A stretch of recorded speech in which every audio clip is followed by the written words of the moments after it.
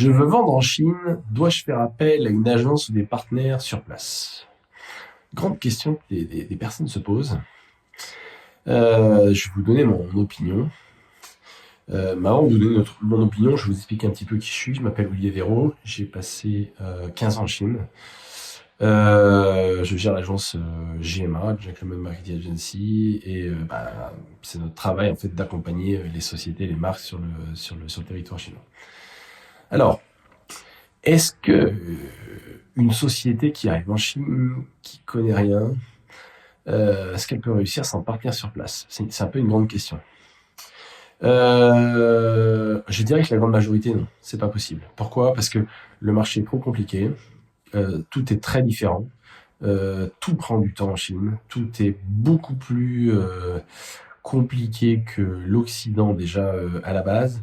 Et donc en fait de travailler sur des partenaires sur place qui connaissent directement leur secteur d'activité, ça va vous permettre de pas faire des erreurs et d'aller plus vite. Donc plutôt que de réinventer la roue, il vaut mieux s'appuyer. Plutôt que d'avoir un responsable logistique, c'est mieux de travailler avec un partenaire logistique. Plutôt d'avoir des gens qu'on veut utiliser dans la partie marketing, c'est mieux de travailler avec une agence qui a beaucoup plus d'expérience. Plutôt que d'avoir un comptable chez soi, c'est mieux d'avoir une agence de comptabilité. Plutôt que d'avoir un juriste chinois chez soi, c'est mieux de faire appel à parce qu'en fait on gagne du temps et il y a tout un tas de problèmes que les agents sont beaucoup plus efficaces, beaucoup mieux formés à gérer que des personnes en interne, surtout au début. Alors la question qui peut se poser, c'est sur la partie développement commercial.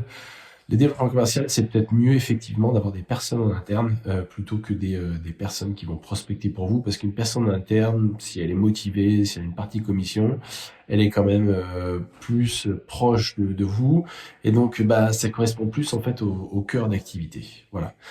Après, il y en a qui y arrivent, hein, mais généralement les marques au début arrivent, posent un petit peu les bases, travaillent sur des partenaires locaux. Et après, là où ça va pas, elles peuvent recruter des personnes pour consolider. Ou si elles s'aperçoivent qu'à cet endroit-là très précis, il y a beaucoup de croissance et de choses à faire, donc là, elles vont recruter des équipes. Est-ce qu'elles vont avoir un partenariat avec un supermarché? Et donc là, en fait, il va falloir des équipes sur place pour les gérer. Est-ce qu'elles ont un distributeur qui a besoin d'une personne qui a une certaine connaissance du produit ou autre chose qui va venir les appuyer? Est-ce qu'elles vont vendre du vin et donc elles ont besoin d'une personne qui est un petit peu onologue et qui va apporter cette expertise pour convaincre plus de distributeurs. Donc ça, c'est un petit peu à la marque de voir, et plutôt en étape 2 qu'en étape 1. Après, la formation du personnel chinois, c'est quelque chose. Hein. C'est pas hyper facile. C'est pas, on trouve pas forcément des compétences sur place à des prix abordables. Toutes les personnes qui sont très compétentes en Chine coûtent très très cher. Donc, l'intérêt de travailler avec des partenaires, c'est qu'en fait, ils ont déjà ces compétences sur place, ils ont déjà des gens qui ont travaillé sur des projets. Je vais prendre par exemple notre domaine. Si vous prenez, je sais pas moi, un marketeur ou une personne qui fait du e-commerce en interne, bon, vous allez prendre quelqu'un, il va avoir 1 an, 2 ans d'expérience, il va vous coûter, je sais pas, à Shanghai, 3-4 000 euros. Est-ce qu'il va être performant? Pas forcément, quoi. Les personnes qui travaillent par exemple chez nous, elles ont facilement fait 30, 40 projets déjà. Donc elles ont déjà une certaine expérience, ça tourne déjà. Et les agences, en fait, elles sont beaucoup plus aptes à comprendre et à connaître un petit peu les différences de l'écosystème. Voilà, et après,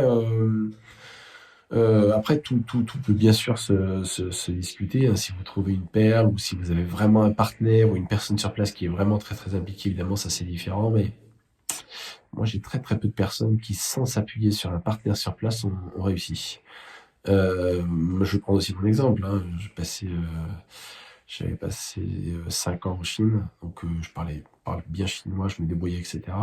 Mais pour lancer l'activité GMA, Gentleman, je me suis appuyé sur Philippe, qui est lui chinois, et donc ça m'a permis de combler certains manques que j'avais, administratifs, compréhension de pas mal de choses.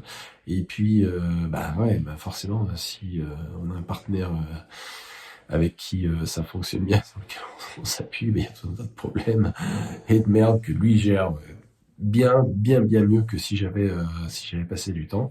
Voilà, donc c'était un petit peu une petite vidéo pour vous expliquer sur mon point de vue. Alors, bien sûr, j'ai pas forcément la vérité absolue, il y a pas mal de choses. Si jamais vous avez des exemples, des choses à partager, n'hésitez pas à le partager en commentaire. Ce serait pas mal d'avoir différents avis sur le sujet.